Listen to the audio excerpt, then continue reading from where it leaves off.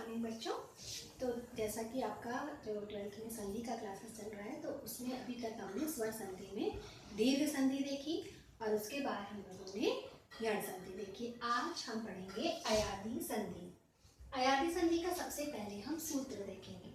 सूत्र है इसका एचो यवा यावः। एचो यवा यावः, इसकी वृत्ति देख लीजिए। एचः क्रमाद आय आव आय आव एते स्युर अचि। इसका तात्पर्य है कि एच के एच जो है, इस एच क्या है? एच आपका प्रत्याहार है। एच प्रत्याहार के अंतर्गत कौन कौन से वर्ण आते हैं? ए, ओ, आय और औ, ये आप जानते हैं। तो एच को क्रम से आय, अब, आय और आव ये आदेश होगा। कब? अचि, एते स्युर अचि, अच परे रहते। अच का तात्पर्य है स्वर। जैसा कि आप जान रहे हैं स्वर संधि है तो मिलने वाले जो दोनों वर्ण हैं वो स्वर ही होने चाहिए। तो अच परे रहते ही ये सारे कार्य होंगे। तो अब यहाँ पर अगला प्रश्न जो उठता है वो ये कि एच आपका 4 है और जो अय अव आव आय ये है ये भी आपका 4 है। देखिए, इसको कहते हैं स्थानी और इसको कहते हैं आदेश। आपने यण संधि में भी पढ़ा था, ये शब्द आपने सुना है। स्थानी का मतलब होता है जिसके स्थान पर कार्य होना है। अब यहाँ पर इस सूत्र में एच के स्थान पर जो आदेश होगा वो अय अव आदि का आदेश होगा, इसलिए स्थानी इसमें एच है और आदेश अय अव आय और आव है।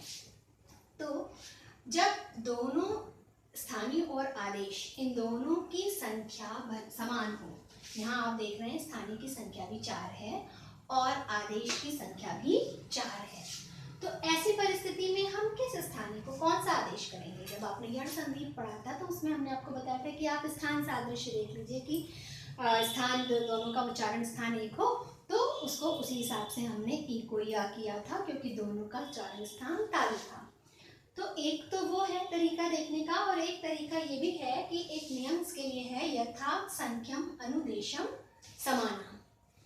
ये नियम ये कहता है कि अगर कहीं पर स्थानीय और आदेश इन दोनों की संख्या समान हो तो उनको हम यथा संख्या आदेश करेंगे। यथा संख्या का मतलब जिस क्रम से वो हैं उसी क्रम से, यानी ए और ए की में बदलेगा, ओ आव में, आय आय में और औ आव में, यानी ये जिस क्रम से हैं उसी क्रम से इनको इनका आदेश होता जाएगा।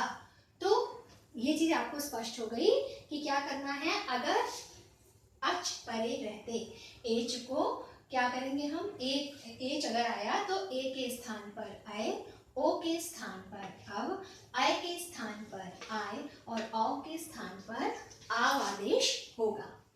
जैसे, और इसके जो इन चारों के एग्जाम्पल, जो चारों के उदाहरण हैं वो हमने एक एक उदाहरण देखिए आपको दे दिया है, बाकी आप इस तरह से इसको समझ लेंगे। पहला एग्जाम्पल हरे धन ए है। यहाँ देखिए ह और रा, इसके बाद का जो ए है ये, और उसके बाद जो ए आया है वो स्वर है। तो स्वर यानी अच, अच परे रहते ये ए जो है ये आपका एच है। तो इस एच को अब क्या हो जाएगा, ए को अय आदेश होना है तो ये ए आय में बदल जाएगा। अब इनको जब हम जोड़ कर लिखेंगे तो हमारा शब्द बनेगा हरे। हरे का तात्पर्य है हरि के लिए। हरि शब्द जो है उससे उसका जो चतुर्थी विभक्ति का रूप बनाएंगे तो उससे जो सुख प्रत्यय उसमें लगेगा वो लगाने पर हमारा जो रूप सिद्ध होगा वो हरे। ये पूरी रूप सिद्धि का एक लंबा प्रक्रिया होती है और उसमें बहुत सारे नियम आते हैं, और उसी प्रक्रिया में जब हरे धन ए ये बना तो उसके आगे का जब हमने इसको सिद्ध किया तो इस स्थिति में हमें हरे शब्द अयादि संधि के द्वारा इसको हम पूरा करते हैं। अयादि संधि का प्रयोग करके हमारा हरे शब्द निष्पन्न हुआ।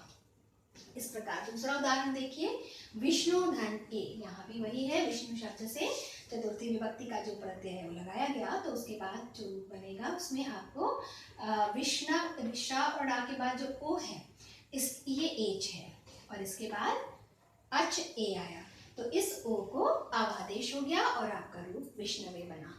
यही चीज आपके नए धन अकह नायका में और वो धन अनम भवनम में भी है। तो ये चारों एग्जाम्पल आपके इन चारों के हैं। इसी प्रकार के और उदाहरण आपकी पुस्तकों में दिए हैं, जिनको आप अपनी कॉपी में रख लिख करके और इसका विच्छेद करके और इसका संधि करके आप देख लीजिएगा, जिससे आपका अभ्यास हो जाएगा और सूत्रों पर ज़्यादा ध्यान दीजिएगा।